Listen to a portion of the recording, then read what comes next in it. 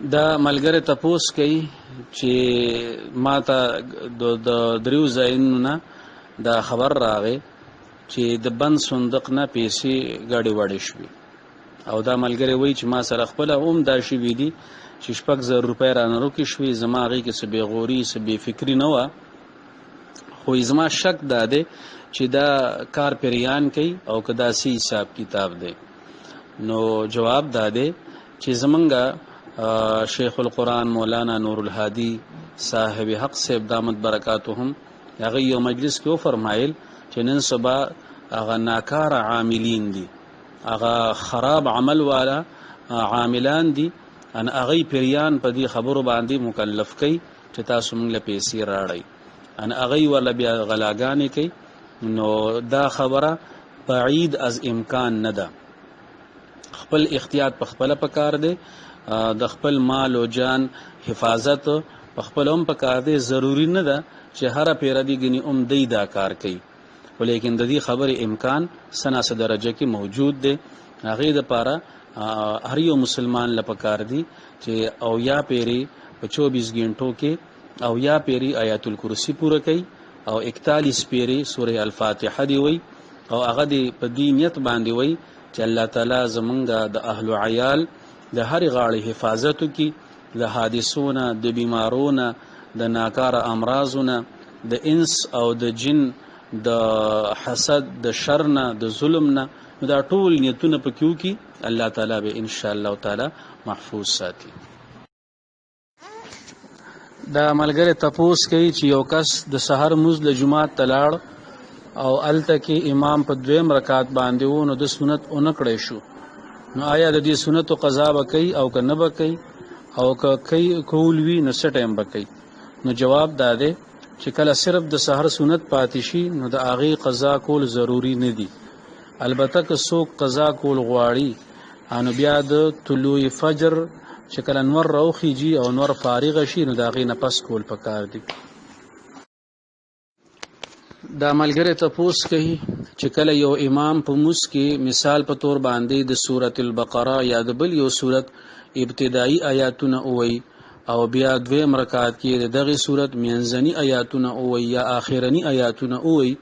نو موس جایز دی او کنه دی جایز نو جواب داده چې موس جایز دی که یو وګل سورۃ ته داغه سیسا هغه په لومبي رکعت کې وایي او دویم رکعت کې آیاتونه پرې خودل او نور آیاتونه اووي نو په دې باندې موږ کې څه حرج ناراضي او په موږ باندې څه اثر نه غوځيږي موږ جایز ده دا ملګری تپوس کوي چې یو امام د ماخام موږ پڑھاوو نو هغه پکې د آیات کریمه وتبعوا ما تتلو الشیاطین علی ملک سلیمان شروع او دای اووي ولقد علموا لمن اشتراه ما له فی الاخره من خلاق او په خلاق باندې هغه سبق بس کو او رکوع لاړ نو دا مشوي دي او کنه دي شوی نو جواب داده چې فرض قرائت کله پوره شي نماز داغې نه پس جایز وي نو دادی چې د آیات د سر نشورو کړي دي نو دې ځای پوری فرض قرائت هم شوی دي بلکې د فرض قرائت نه سیوام ویل دي نماز جایز دي البته بهتر دادا مشوي دي خو بهتر دادا چې آیات سر ته رسول پکاروي آیات میاس کې پر خودل دا د خلق د پاره د یو خلجان ذریعہ جوړیږي انو د دین ځان ساتل پکار دي خو لیکن په موږ باندې څه اثر نه دی ورزيدل موږ شوي دي دا ملګری یو تپوس کوي چې دا خو په شوده خبره ده چې کافران به جهنم کې همیشه د پاره وي لیکن بعضی کافران داسي دي چې هغه ته د اسلام پیغام نه رسیدلی او یا هغه ته د اسلام پیغام په غلط شکل کې پیش کړی شوی دی نور دغه کافران بغنی هم جهنم سزا خوري او دی به جهنم کې همیشه وي او کبني نو جواب داده چې دا زمونږ درد سر دی اومنه چې دغه کافران به جهنم کې او کبني د دې فیصله کولو نه زه مختار یم نه تاسو مختار یې نه انسانان مختار دي دا فیصله کوونکی الله تعالی دی او د الله تبارک وتعالى په ذات بارک کې زموږ عقیده ده چې هغه ظلم نه کوي. قران پاک کې په خپل الله تعالی فرمای وما انا بظلام للعبید چې زه په خپل بندګانو باندې ظلم نه کوم. نو چې الله تعالی انصاف والا ذات ته زمونږ راسخه او کلکه عقیده هم دادا، نو بیا د الله تعالی فیصله الله تعالی ته پرې خودل پکار دي. هغه پوهه شو دا هغه کار پوهه شه چې څوک جهنم تلیږي او څوک د جنت تلیږي. البته د مسلې تر حد پورې دا خبره ده چې کافر چې کله د دنیا نه کافر لاړ شي نو دا د الله تعالی اٹل قانون دی چې الله تعالی فرمایي چې زه به ته بخښنه نه کوم. نو اوس کوم کافر ته دین نه دی رسېدلی نو د هغه باره کې مسله دا ده او علما فرمایي چې دا انسان له الله تعالی کوم عقل ورکړی دی نو د دې عقل په بنیاد باندې د الله تعالی معلومول شي، خو چې کله دې عقل په دغه رخ باندې استعمال کی. منګ او تاسو الحمدلله مسلمانان یو، نو زمونږ د زړه فضا ډکه ده، خو چې کوم کافران وي او الله تعالی نه مني دا غي د زړه فضا خالی وي، هغه ته یو ډیر لوی بېچینی او بې سکونی وي، هغه دغه د زړه د خالی فضا هغه لره پارام نه پریدي، هغه مسلسل دی کوشش کوي چې موږ ته حق ملاوي شي. انو د خپل عقل په ذریعہ باندې الله تعالی معلومې دی شي، د دغه عقل په بنیاد باندې به الله تعالی هغه سره معامله کوي. او لومبنه خبره اصل خبره ده چې موږ لپاره خبرو توجه کول پکار دي چې کوم زموږ عمل او عقیدې سره تعلق ساتي، کوم چې د الله تعالی فیصلو سره تعلق ساتي باغی کې موږ لکار ساتل نه دي پکار، خپل عمل ته متوجه کېدل پکار دي. دا ملګری تپوس کوي چې کله یو بنده او دس کی وی او هغه ناسوار استعمال کی یا سیګریټ استعمال کی نو په دې سره هغه نه پس هغه چې کله موس کوي نو صرف خلق انګال کی نو دا موس کیږي او کنه کیږي، دا موس مکروه ده او کنه ده. نو جواب داده چې او دس کله وی نو ناسوار او سیګریټو سره او دس نه ماتيږي. البته دخلی بدبوئی وی او په موس کې الله تعالی فرښتې را لیږي او هغه انسان ته ډیر نږدې وي او فرښتې یو انتهایی نفیس او پاک مزاج والا مخلوق دی، نو خصفا کول پکار دی چې د ناسوارو یا د سیګریټو بدبوئی دخلی نه ختم شي. که او د سنوي کړي انو مونږ کیږي سکراحت پکې نشته. البته افضل او بهتر دادی چې او د تازه کی هغه د بدبوئی هغه اثر به مکمل طور ختم شي ظاهرا او باطنا خو لیکن کچری یو سړی او دس کی وی او ناسوار او د سیګریټو نه پس خلق انګال کی براه راست موز کی نو موزه جایز دی. دا ملګری تپوس کوي چې په کوم جانماز باندې د مکی مکرمه یا د مدینه منوره هغه ډیزاین جوړ وي نو پاغي باندې مسکیږي او کنه کیږي. نو جواب داده چې موز پاغي باندې جایز دی تر څو پوري چې په هغه باندې د جاندار سیس تصویر وضاحت سره نه جوړو نو پاغه جانماز باندې موز جایز دی. که په یو جانماز باندې د خانه کعبه تصویر وي یا د نبی علیه الصلاۃ والسلام د روزي مسجد نبوي تصویر وي نو په دغه جانماز باندې موس کولو کې سحرج رشته. البته خانه کعبه د تصویر د پاسه د مسجد نبوي د تصویر د پاسه ناس تکول دا د ادب نه خلاف دي. دا ملګری تپوس کوي چې غانا اوریدل دې سره صرف ګناه سیوا کیږي او کنه نورم د دې ثوابال شته. انو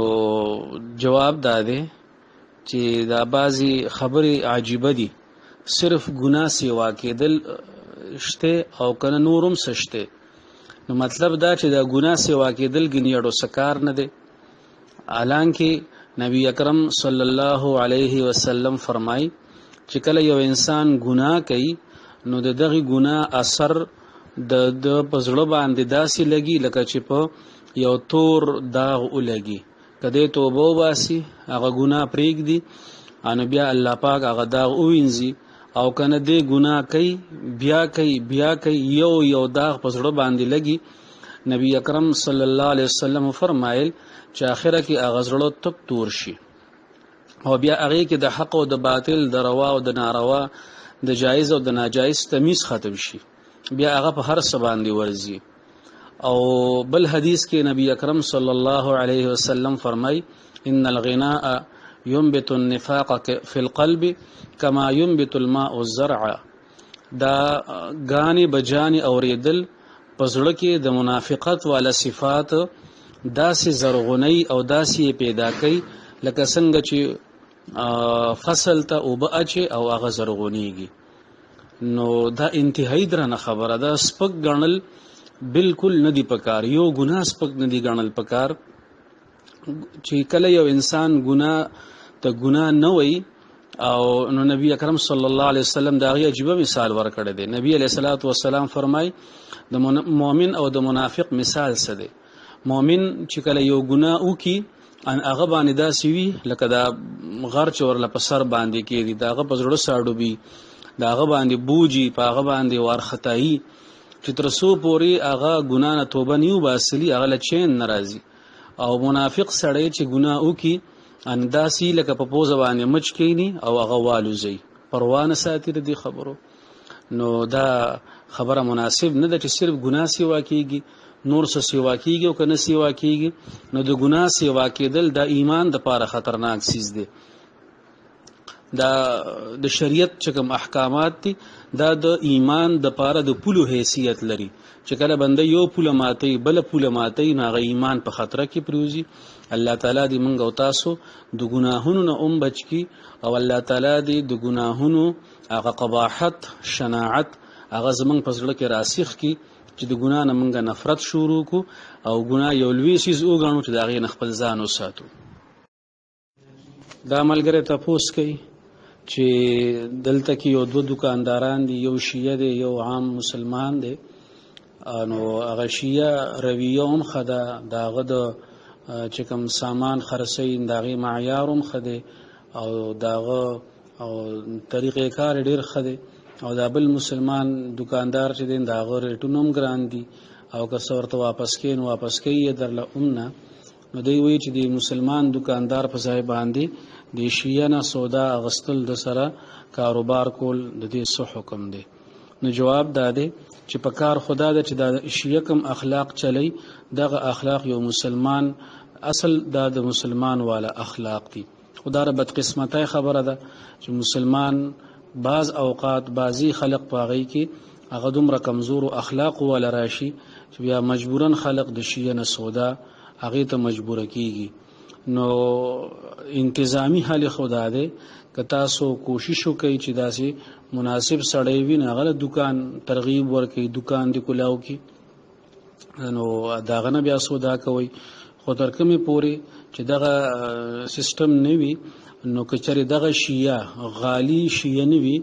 غالی شیعه هغه ته وي چې هغه د صحابه کرامو تکفیر کوي، صحابه کرامو تکافر وي. او دویم دا چې د هغه سره لین دین په وجه باندې هغه مسلمانانو ته د دین په حواله نقصان نه رسی، او دریم دا چې هغه د خپل دین پرچار نه کوي نو بیا د دنه په سودا کولو کې گنجائش دی. دا ملګری تپوس کوي چې یو کس کویدن وکړه او دا غینه پس هغه دا وی کما خپل خزي سره خبرې وکړې د واده نه مخ کې انو په ما باندې به طلاقي. نو د دې مسلې باره کې تپوس کوي چې د شرعي حکم څه دی؟ نو جواب داده چې چری دغه سړی کویدنه کې نکاح نیوي تړلی صرف واده شوی وي یا غجنایت نه خاچولی وي نو بیا خو دې کې څه حرج نشته، دا الفاظ نقصان نه ور کوي او دا د دې سره خبري او کې بالفرض انو په دې باندې طلاق نه واقع کیږي ځکه چې د خزه شوی نه دلا تر اوسه پوري. او کچري نکاح تړلې و په کویدن کې او بیا وسره دې خبري او کې نو په دې باندې به یو طلاق واقع شي. کدی خپل میس کې خلوت او تنهایی نوی راغلی نو دغه طلاق به طلاق باین وي، دې سره به نکاح ختم شي، یو طلاق براشي. او که بیا دوباره د خپل کور جوړول غواړي نو دوباره به نکاح تړي، دې ته تجدید د نکاح ویل شي، نوې مہر به دی د دوه گواهانو په موجودګۍ کې به دوباره نکاح تړل شي. نو دغه یو طلاق به طلاق باین وي ځکه چې کله خزي سره تنهایی نوی راغلی، کورواله نوی شوی، نو که بیا یو لفظ صریح سره طلاق ورکی نو هغه طلاق رجعی نه وي، هغه طلاق باین جوړیږي. دا ملګری تپوس کوي چې د یو کس نه موس قضا شو، مثال په طور د ماسپخین، انو د مازیګر موس سره یا د ماخام موس سره یا د ماسخوتن موس سره کول شي، او کنه بل ورځ به د ماسپخین په ټیم کې کوي. نو جواب دا دی چې کله د انسان نه یو موس قضا شي، که هر یو موس وي، که د سحر موس قضا شو یا د ماسپخینو یا د مازیګرو یا د ماخامو یا د ماسخوتنو یا ګڼ منځونه د هغه نه قضا شو، نو چې کله دته موقع وي نو دله د هغې ړومبني فرصت کې راګرځول پکار دي، خوا هغه ټیم کې وي او که نه په د بل موز په ټیم کې وي، که د موز نه مخکې وي، که د موز نه وروسته وي. په دې کې دغه څه قید او تفصیل نشته چې څه ټیم ورته موقع ملاویږي نو دله دغه منځونه قضا راګرځول پکار دي. د سحر موز قضا شو نو که د ماسپخین په ټیم کې کې، که د مازیګر په ټیم کې کې، که د ماښامي، که د ماسخوتني، او که د دغې منځونو نه مخکې کوي او که وروستو کوي، دغه څه مسله په دې کې نشته. البته د یوې خبرې خیال ساتل پکار دي چې څه ټیم نور راخیږي او چې څه ټیم نور بالکل د اسمان په میز باندې شي او چې څه ټیم نور پریوزي، نو په دې دریو ټیمونو کې قضا مونځ نه دی جایز. د دین علاوه د سحر د موز نه مخکې وروستو کوي بالکل صحیح دی، د ماسپخین د موز نه مخکې یا وروستو کې بالکل صحیح دی، د مازیګر د موز نه مخکې یا وروستو کې بالکل صحیح دی، د ماښام د موز نه مخکې نه دی پکار، ځکه چې هغې کې د ماښام په موز کې تاخیر راځي او د موز نه پسې کولی شي. د ماسخوتن د موز نه مخکې وروستو په دې کې څه تفصیل نشته. دا ملګری تپوس کوي چې یو عیسائی جماعت صفایی کوي، نو هغه د جماعت صفایی کولی شي او که نشي کولی. نو جواب دا دی چې د جماعت د صفایی تاسو خو سوال کې وضاحت نه کړی، خو دوه صورته کېدی شي. یو دا چې د جماعت چې کوم ټایلټ دی یا ګټر وغیره دی د هغې صفایی ده، او دویم دا چې د جماعت چې کوم حال وي یا ځمکه وي یا وغیره د هغې وینځل. د ړومبنی قسم صفایی خو بالکل کولی شي، هغې کې خو اشکال نشته. دا دویم قسم صفایی دې کې بهتر دا ده چې مسلمانان په خپله باندې خپل مسجد صفا کوي او عام خلقو له بغیر د دې نه چې څوک ورته وینا وکړي د خپل جماعت د صفایۍ په خپله باندې اهتمام پکار دی، ځکه چې الله جل شانه قرآن پاک کې ابراهیم علیه السلام ته حکم وکړو، وعهدنا الی ابراهیم و اسماعیل ان طهر بیتی، چې الله تعالی فرمایي چې ما ابراهیم علیه السلام او اسماعیل علیه السلام ته حکم وکړو چې زما کور پاک ساتئ. انو مسلمانانو له خپل باندې پکار دي چې د جماعت د صفایۍ اهتمام کوي. باقی که عیسائی خبره ده انو هغه جماعت تراتلی هم شي او صفایی کولی شي، څه مسله پکې نشته، خو بهتر دا ده چې مسلمانان په خپل باندې د خپل جماعت صفایی وکړي. دا ملګری تپوس کوي چې کله په اوبو کې یا پایو کې داسې یخ څیز وي مایع، په هغې کې مچ غذار شي، نو حدیث پاک کې خو د هغې د ډوبولو حکم راغلی دی. که چېرې دی تا تپوس کوي که په چای کې یا په ګرم د څښلو څیز وي، ګرم وي، په هغې کې غذار شي، انو د هغې څه حکم دی؟ انو جواب دا دی چې هغې کې دغه د ډوبولو دا حکم ضروري نه دی. چې کوم ځای کې دغه حدیث د احادیثو په کتابونو کې راغلی دی، نو شارحینو د هغې تشریح دا کړې ده چې دا د یخ څیز باره کې دی، او چې کوم چای شوه یا ګرم پای شو یا نور ګرم څیز د څښلو شو، که په هغې کې مچ غذار شو، نو د هغې کې د ډوبولو حکم هلته نشته. جي دا ملګری تپوس کوي د ځمکې د ګاڼۍ باره کې. نو زمونږ د علم مطابق چې د ځمکې د ګاڼۍ کوم صورت دی، نو هغه دا دی چې یو کس پیسو ته ضرورت شي، نو هغه یو بل کس له لاړ شي، هغه ته وایي ماله 10 لکه 20 لکه پیسې پکار دي، نو هغه ورته وایي چې ته ما سره خپله ځمکه بطور ضمانت کېده، بطور ګارنټۍ کېده، نو دی ورسره خپله ځمکه کېدي د ګارنټۍ او د ضمانت دپاره. هغه ورله پیسې ورکړي، بطور مثال هغه ورله 20 لکه روپۍ ورکړي، د ورسره ځمکه کېښوده،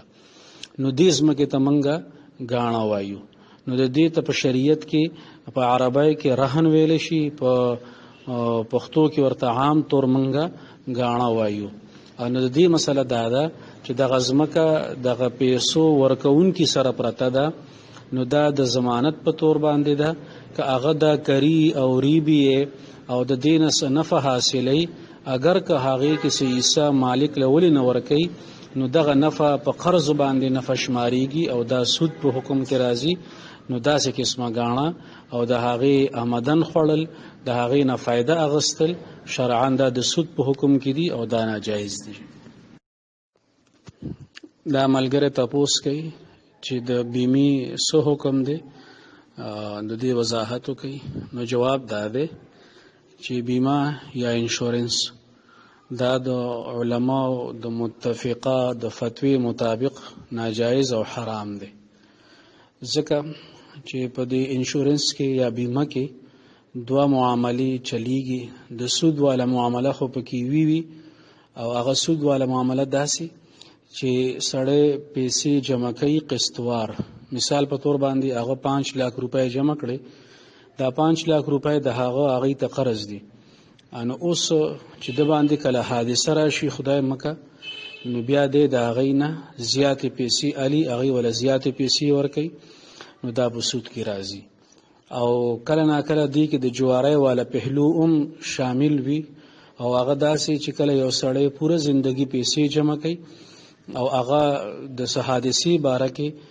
انشورنس وي، نو په هغه باندې حادثه را نشي، نو بیا هغه پیسې کپنه والا ضبط کی